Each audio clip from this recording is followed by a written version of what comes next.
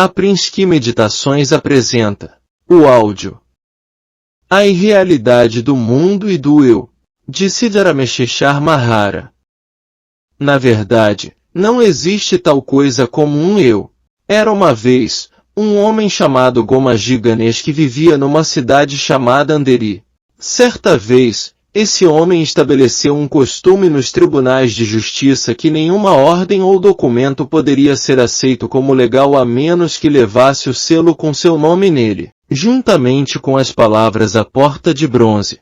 A partir desse momento, todos os oficiais daquele município apenas aceitavam um documento como sendo legal se portasse o selo de Gomaji Ganesh, a Porta de Bronze.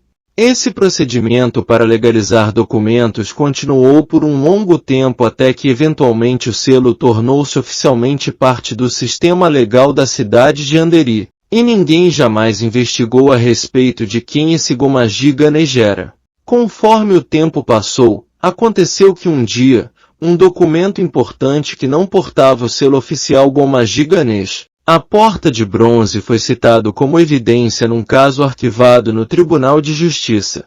Com exceção do fato de que esse documento não tinha o selo oficial, ele era completamente legal de acordo com todos os outros pontos da lei e procedimentos ordinários. Numa certa altura do caso, uma objeção foi levantada de que o documento não deveria ser aceito como uma evidência, pois não continha o selo oficial Gomaji Ganesh, a Porta de Bronze. Naquele momento, um homem corajoso que representava uma das partes do processo, argumentou perante ao juiz que o documento era perfeitamente válido, pois continha todas as assinaturas relevantes dos atuais oficiais do governo. Ele argumentou: por que o documento não deveria ser admissível, uma vez que é perfeitamente legal, exceto por não conter o selo do Sr. Gomaji Ganesh? Então, ele questionou a legalidade do próprio selo. Consequentemente, a legalidade do selo foi tornada um assunto de contenda. Até aquele dia, ninguém tinha se aventurado a trazer esse assunto diante do Tribunal de Justiça. Uma vez que havia surgido agora pela primeira vez, foi decidido que uma posição deveria ser tomada em relação à legalidade desse selo. Curioso a respeito de como o procedimento do selo da Porta de Bronze veio a surgir, o próprio juiz tomou o assunto em mãos para investigar.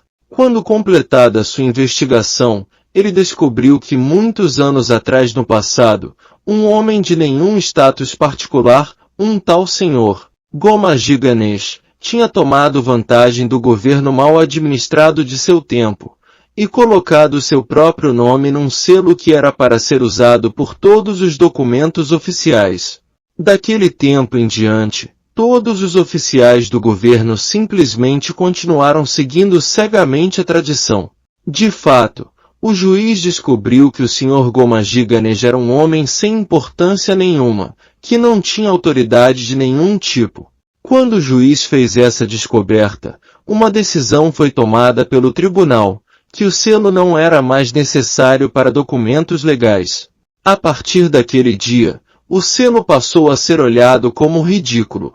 Da mesma maneira, deveríamos investigar sobre o sentido de eu, e como ele domina tudo com o selo do eu, e meu, assim como o selo do Sr. Gomaji Ganesh descrito na história acima. É uma regra geral ou um princípio da natureza, que se duas coisas são combinadas, uma terceira coisa é produzida.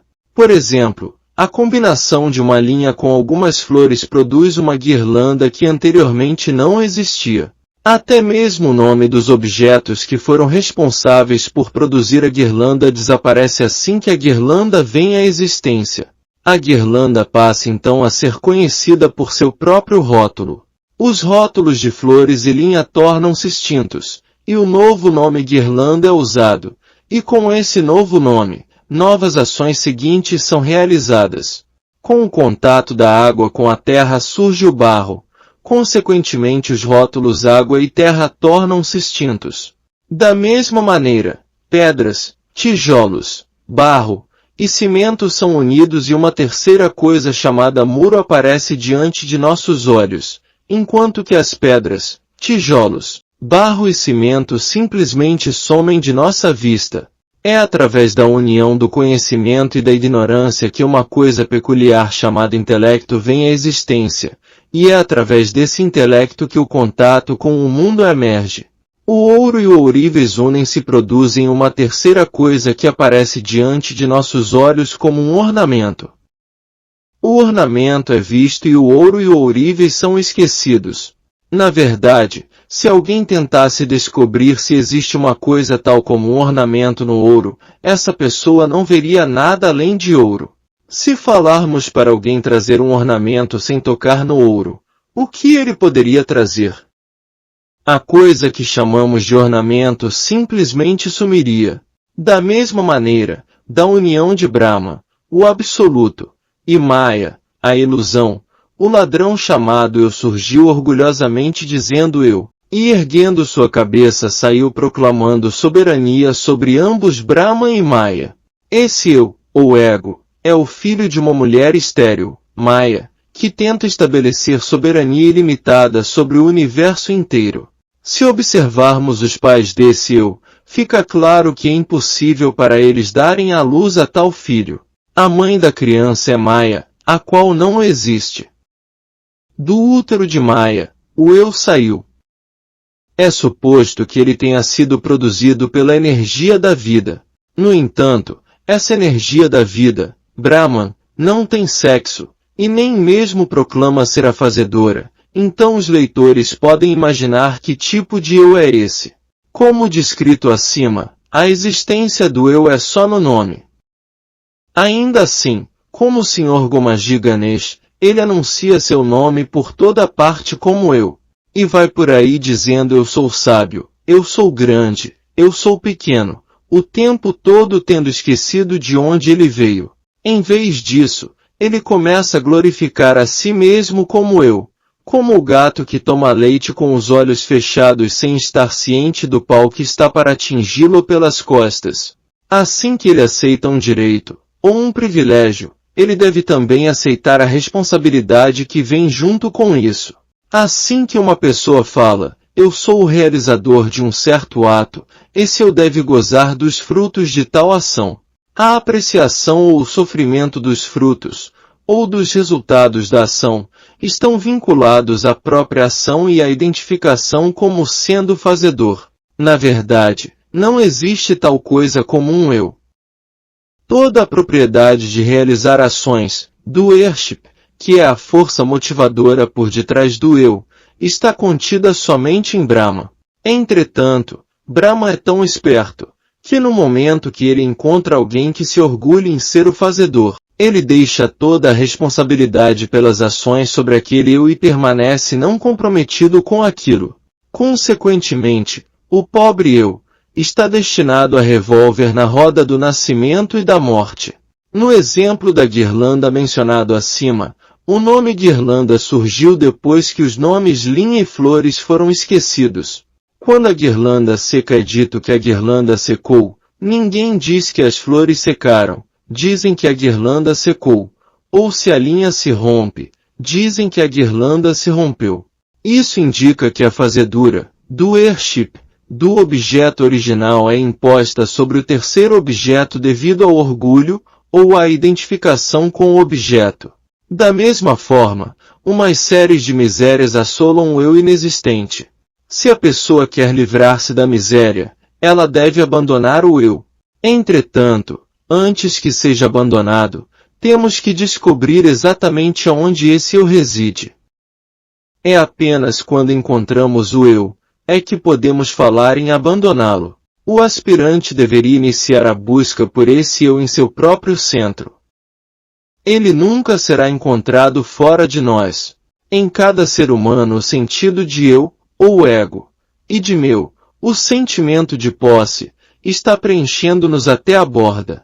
Todas as ações do mundo são realizadas pela força desse ego, e o sentido de meu. Para rastrearmos esse eu vamos primeiro examinar nosso próprio corpo físico grosseiro, que parece tão próximo de nós. Após analisá-lo, vamos ver se esse eu pode ser encontrado em algum lugar do corpo. O que é um corpo? É uma reunião do conjunto de partes, ou membros, tais como mãos, pés, boca, nariz, ouvidos, olhos, etc. A reunião de todas essas partes é chamada de corpo. Dessas várias partes, vamos descobrir qual delas é o eu. Podemos dizer que a mão é eu, mas se a mão for cortada, ninguém irá dizer eu fui cortado ou fui descartado. Suponha que os olhos fiquem cegos.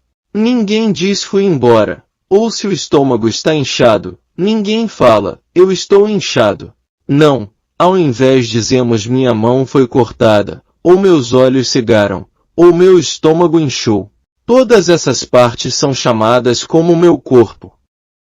Olhando dessa maneira, pode facilmente ser visto que aquele que afirma ser o proprietário de todos esses membros, e mesmo do próprio corpo, realmente é alguém que é diferente do corpo que ele chama de sua propriedade. Afirmamos acima que o eu não é nenhuma parte, ou nenhum dos membros do corpo grosseiro, mas que todas as partes são consideradas como minhas.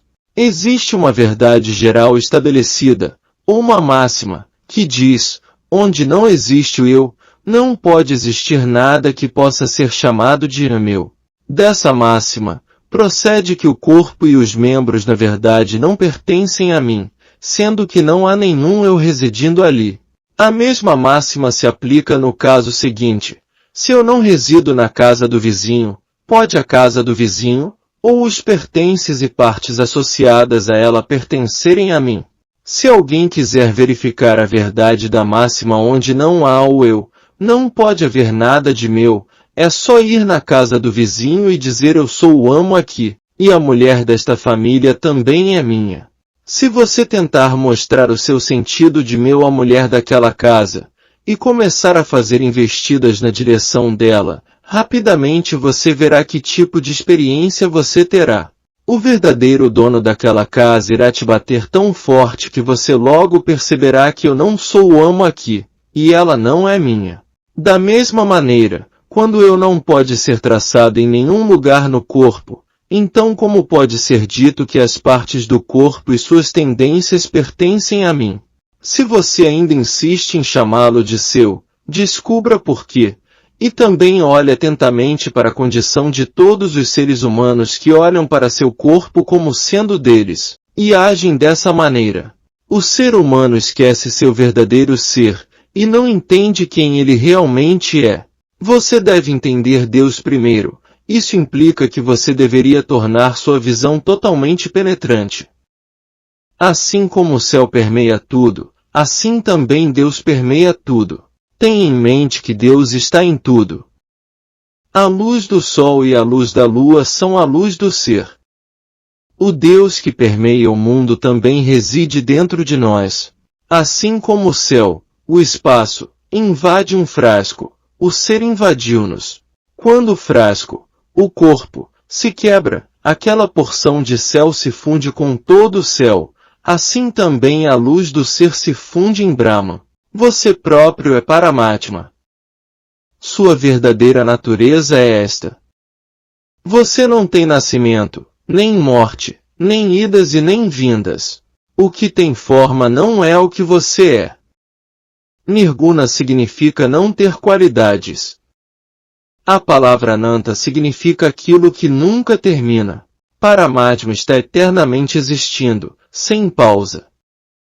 Aquele que sabe que somos assim em qualquer lugar ou tempo é Paramatma. Quando conhecemos as verdadeiras qualidades de Paramatma, temos essas qualidades em nós mesmos. Existem muito poucos que questionam: o que sou eu? A natureza dessa forma de devoção é que deveríamos observar quem nós somos. Quando é sabido que não somos ninguém, então quem é? Alguém é. Aquele alguém é Paramatma. Sem imperfeições e sem qualidades é aquele ser supremo. Ele é todos os objetos, todas as qualidades, o ego, todas as coisas. Apenas você não está lá. Tudo é Paramatma, mas quando você torna-se um insignificante pequeno ego, você é um indivíduo, o Jiva. preocupações e pesares são seu destino na vida, e você se torna impotente. Por causa da aceitação do estado de Jiva, você se torna um prisioneiro. Com a dissolução do estado de Jiva, o que permanece é Shiva. A palavra Jiva é a combinação de duas palavras, já somada com IVA, que significa que ele é como se tivesse nascido, mas na verdade não nasceu. O sinal de Paramatma é que ele nem nasce e nem morre. A experiência de que Paramatma é sem nascimento e sem morte deveria ser sentida de fato. A palavra caixa significa vácuo ou espaço vazio. O espaço vazio está em um pote, numa casa, e na consciência. Mesmo que o pote seja quebrado, ou que a casa desabe, o céu, ou o espaço que está contido dentro deles, não é afetado. Similarmente ao céu, a caixa, o ser, o self, também não vai nem vem a lugar nenhum. O ser é anterior a todos os atributos, assim, ele não tem idas e vindas. Antes que houvesse mesmo o céu ou a água, naquele tempo, o Ser Supremo, Atmaram, estava lá.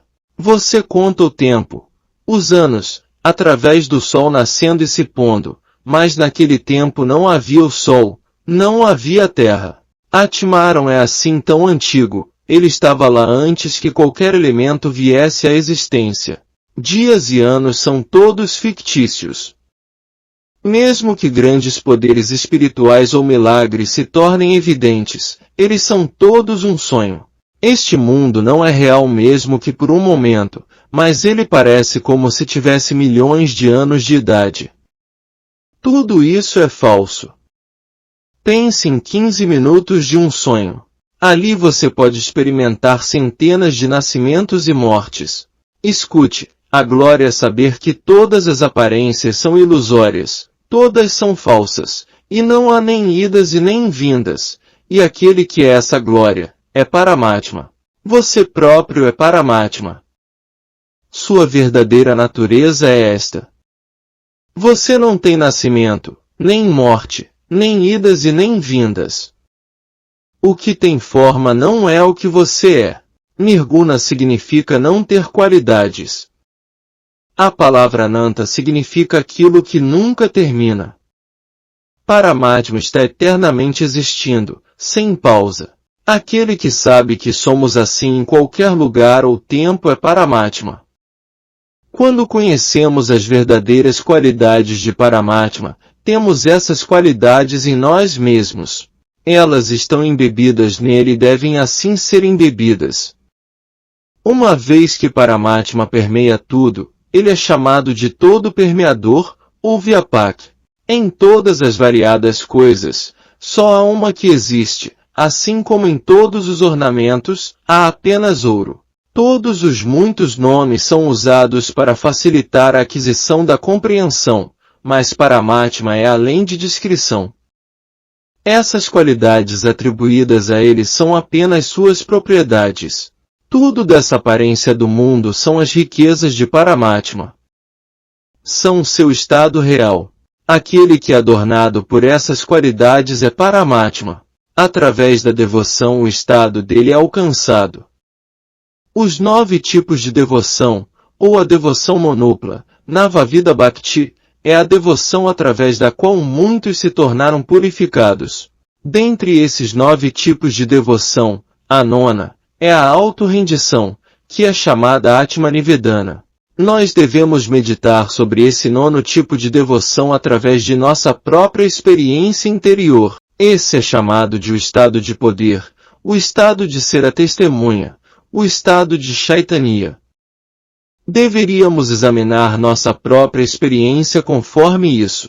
Temos que oferecer nossa cabeça, prostrando-se, a Deus ou ao Guru após completarmos nossa adoração.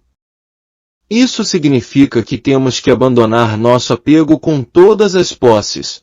Dentre os devotos, existem muito poucos que meditam sobre a natureza do ser, e pensam sobre o que o seu ser real é. Existem muito poucos que questionam: o que sou eu? A natureza dessa forma de devoção é que deveríamos observar quem nós somos. Quando é sabido que não somos ninguém, então quem é? Alguém é. Aquele alguém é Paramatma. Sem imperfeições e sem qualidades é aquele ser supremo. Ele é todos os objetos, todas as qualidades, o ego, todas as coisas. Apenas você não está lá. Tudo é Paramatma, mas quando você torna-se um insignificante pequeno ego, você é um indivíduo, o Jiva. Preocupações e pesares são seu destino na vida, e você se torna impotente. Por causa da aceitação do estado de Jiva, você se torna um prisioneiro. Com a dissolução do estado de Jiva, o que permanece é Shiva. Todos os servos do grande ser também são grandiosos. Vishnu é sua mente. O sol e a lua são seus olhos. Shiva é seu ego. Brahmadera é seu intelecto. A terra é sua pele e seus cabelos. Tudo isto é o glorioso poder do Senhor. Nele, nada é insignificante. Quando o sentido de ser um Jiva se vai, apenas Shiva permanece, e ele é Paramatma. Nesse momento, todos os órgãos sensoriais são elevados àquela glória, e recebem nomes de várias deidades. Quando a casa é possuída pelo proprietário, naturalmente as portas e janelas também são de posse dele.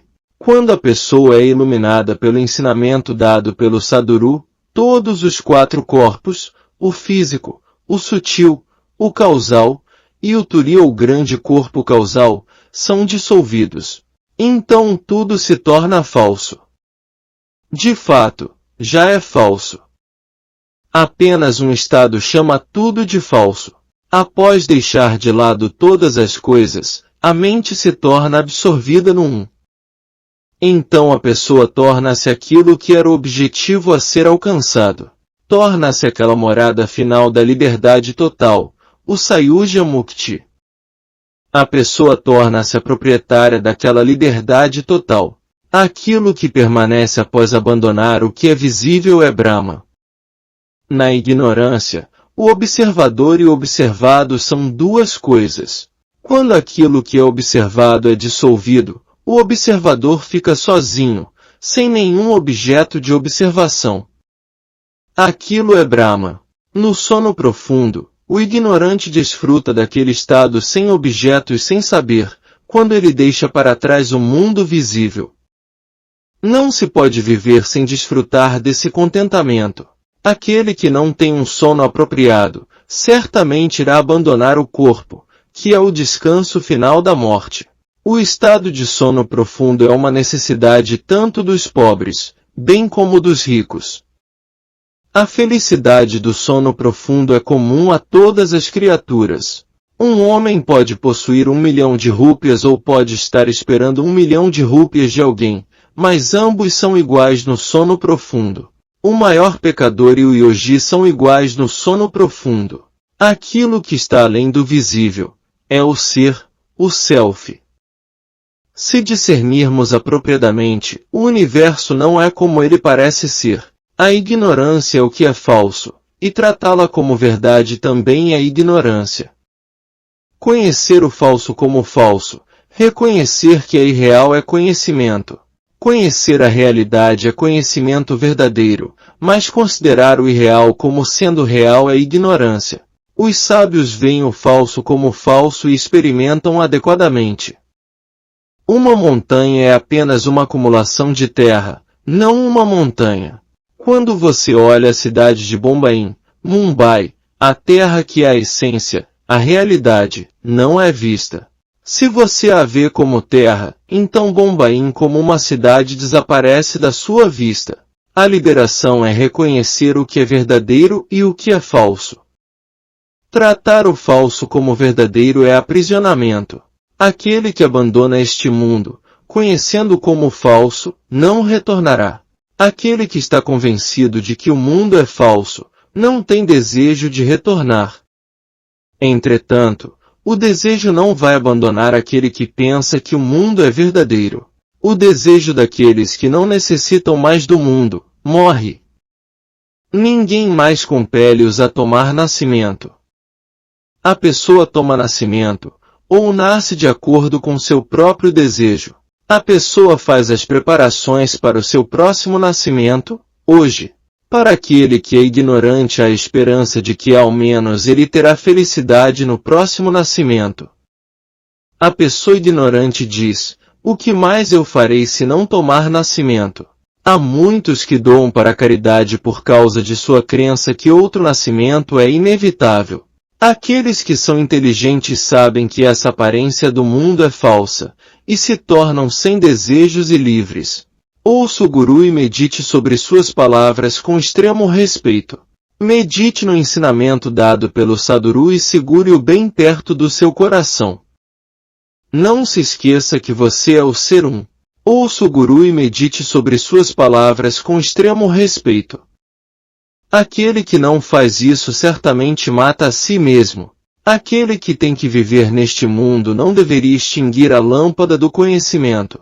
Aquele que se mantém com a grande afirmação "Eu sou Brahma", é quem está intitulado para a liberação. Posteriormente, esse conceito, a observação de rituais, e a própria grande afirmação, todos desaparecem. Então não há nem o visível nem o invisível. O estado natural é alcançado. A meditação e manter qualquer objeto na mente, ambos acabam. A imaginação é dissolvida. Ela submerge no não conceitual. Então aquele que era chamado de Senhor, tal e tal, é Brahma, e apenas a consciência permanece. Isso é chamado de Brahman sutil. Esse mesmo é o estado natural. O sonho acaba, e junto com ele, todas as pessoas no sonho também desaparecem. Ele apenas permanece. O prolongado sonho se vai, e Brahman permanece sozinho. Então Brahman sutil, que é pura consciência, apenas permanece. O aprisionamento do mundo, bem como o pecado e o mérito são todos terminados. As aparências terminam e apenas o observador permanece. Aquele que não tem nascimento é liberado. A ilusão manteve-o preso no triste ciclo de nascimentos e mortes, mas agora tudo isso é dissolvido. O Sadhguru, como a brilhante luz do sol da liberdade, o encontrou, e a ele foi dado sua própria natureza original. Ele está convencido sobre Brahman sem ir e vir para nenhum lugar. A mente é apenas os pensamentos e a fala. Se estivermos serenos, se a mente está em repouso, então desaparecem todos os sonhos, as dúvidas, o intelecto, os pensamentos, etc. O que sobra então? Nada. Este nada também pode ser abandonado, mas, não obstante, permanece aquele que abandona. Eu sou o que transcende tudo. Assim, portanto, sobra eu como um presenciador. Finalmente, abandone também este eu.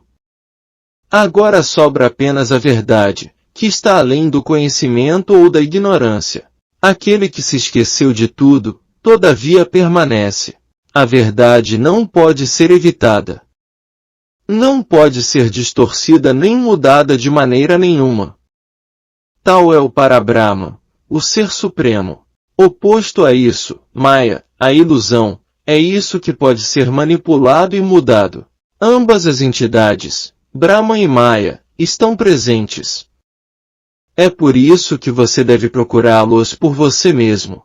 Trate de compreender que todos os objetos externos podem ser movidos ou apartados. A própria Terra gira sobre si mesma e ao mesmo tempo dá voltas. O ar, o fogo e a água são móveis também. Porém, o céu não pode ser movido mesmo que desejarmos fazê-lo.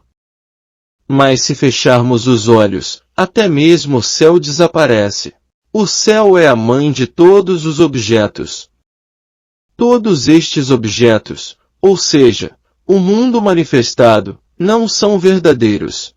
Não há nenhum objeto nesse mundo que não desapareça se ignorarmos sua existência. Agora olhe para dentro. O corpo grosseiro desaparece. A mente é apenas os pensamentos e a fala.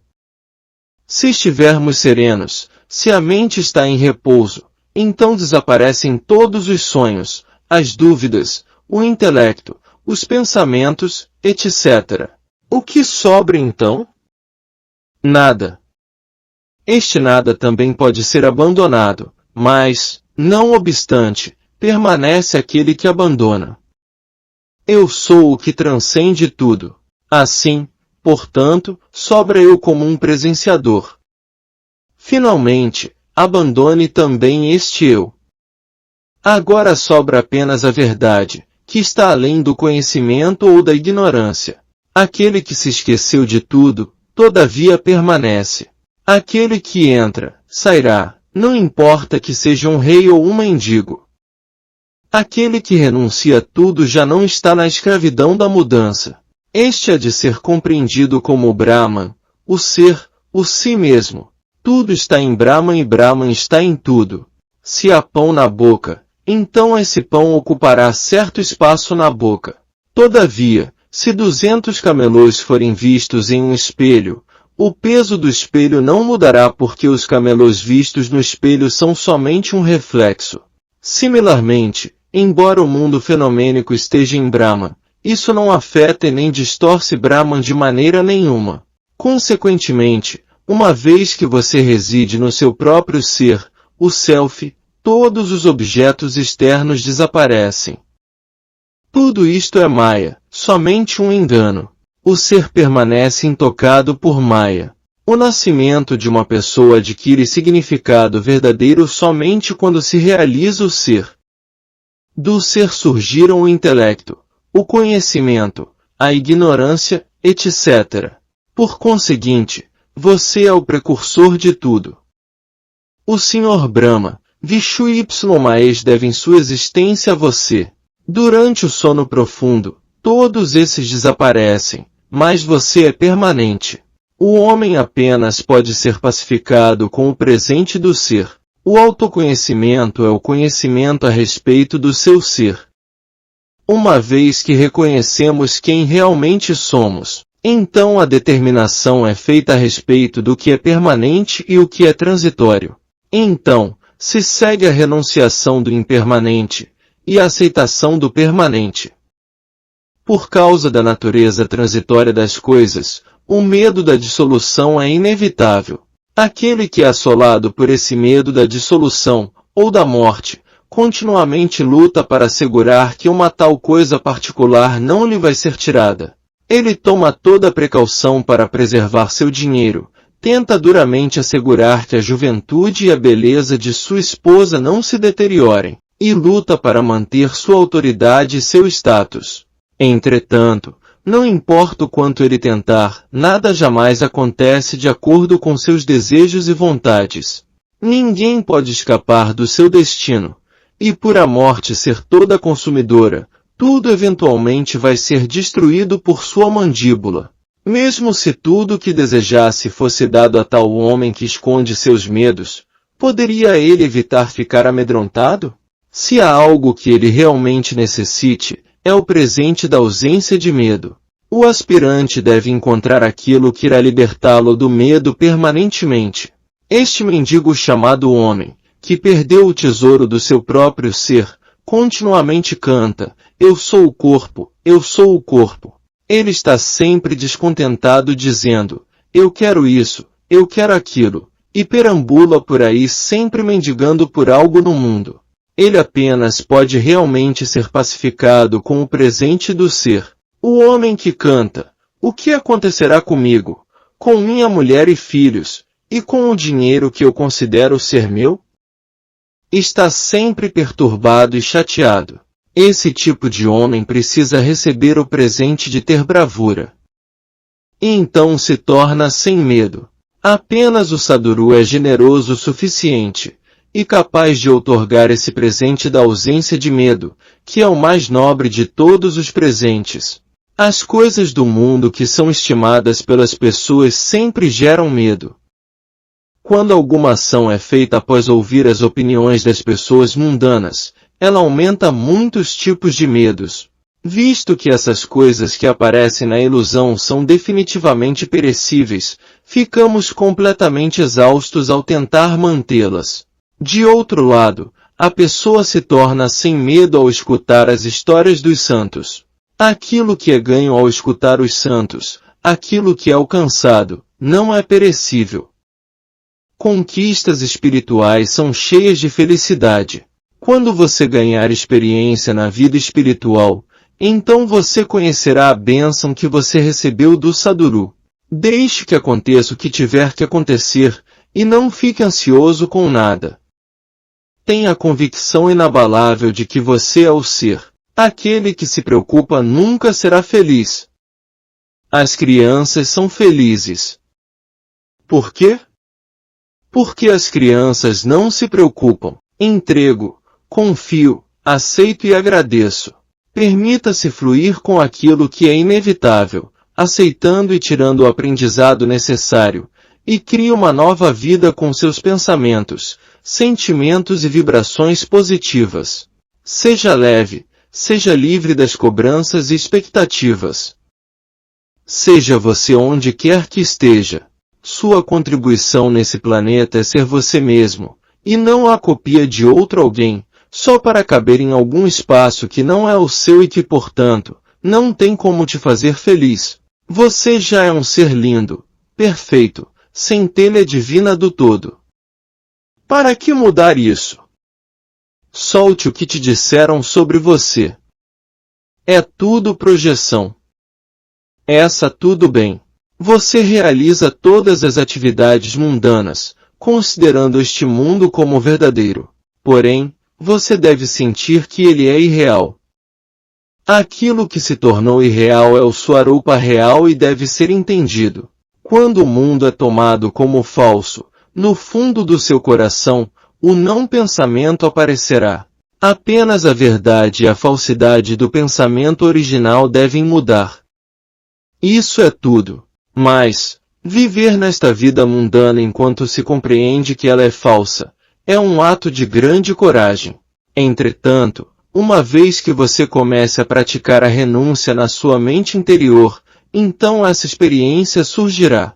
A mente é uma promessa, ou seja, não agora, mas depois. Mas ela não manterá essa promessa.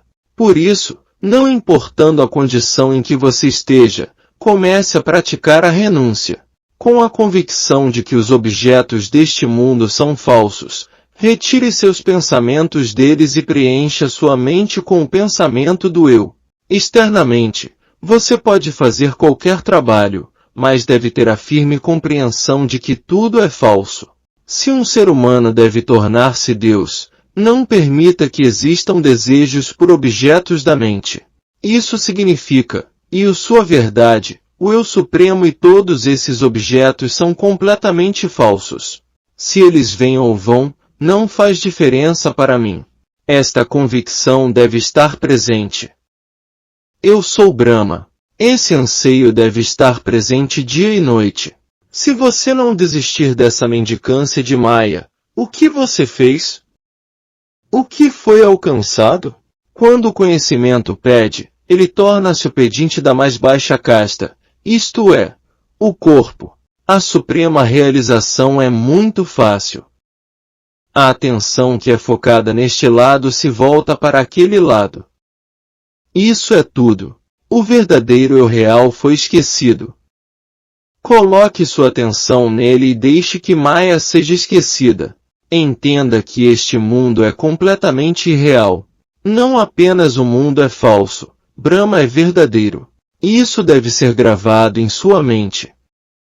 Uma vez que a atração pelos objetos deixar a mente, você é Brahma, autoexistente. Assim, a liberdade, a paz e o descanso estão à sua porta com as mãos dobradas, prontas para servir. Esta existência mundana é falsa. Isso deve estar gravado em sua mente. Fim do áudio. A irrealidade do mundo e do eu. De Siddharameshwar Mahara.